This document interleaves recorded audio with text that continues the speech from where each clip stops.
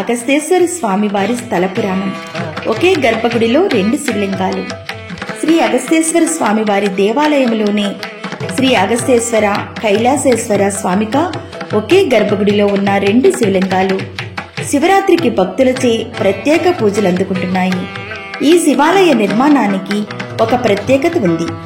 కపిలేశ్వరము నుండి ధవళేశ్వరము వరకు గోదావరి తీరంలో నారద మహర్షి ప్రతిష్ఠించినవిగా చెప్పబడే నవజనార్దనుల ఆలయాలు ఉన్నవి.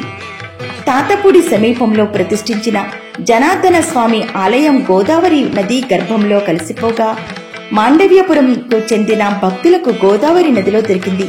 సుమారు 17వ శతాబ్ద కాలంలో పెద్దాపురం మహారాజు శ్రీ శ్రీ శ్రీ సూర్యనారాయణ తిమ్మ జగపతి వర్మ మండపేటలో అగస్తేశ్వర స్వామి వారి ఆలయంతో పాటు జనార్దన స్వామి ఆలయం కూడా నిర్మింప తలపెట్టినారు. ఆ సమయంలో జరిపిన తవ్వకాలలో శివలింగం బయటపడింది. దీనిపై మహారాజు పండితులతో విచారణ జరిపించగా ఆ శివలింగం అగస్త్య మహర్షి ప్రతిష్ఠించిన శివలింగంగా గుర్తించినారు. వాతాపి అనే రాక్షసుడిని సంహరించిన అగస్త్య మహర్షి పాప పరిహారార్థం తాపేశ్వరం, అర్ధమూరు, మండపేట, వల్లూరు, చెల్లూరు 5 చోట్ల శివలింగాలు ప్రతిష్ఠించినట్లుగా తెలుస్తుంది. దీనితో మహారాజు ఎంతో సంతోషం వ్యక్తం చేసి తాను తెచ్చిన శివలింగాన్ని పాత శివలింగం వెనుక ప్రతిష్ఠించారు.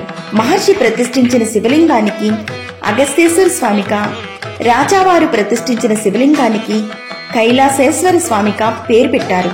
నేటికి అర్చకులు అన్ని ఉత్సవములు శ్రీ సూర్యనారాయణ తిమ్మ జగపతి వర్మ మహారాజు వారి పేరు మీద గోత్రనామములతో మొదటి పూజ చేయడం సంప్రదాయంగా మారింది.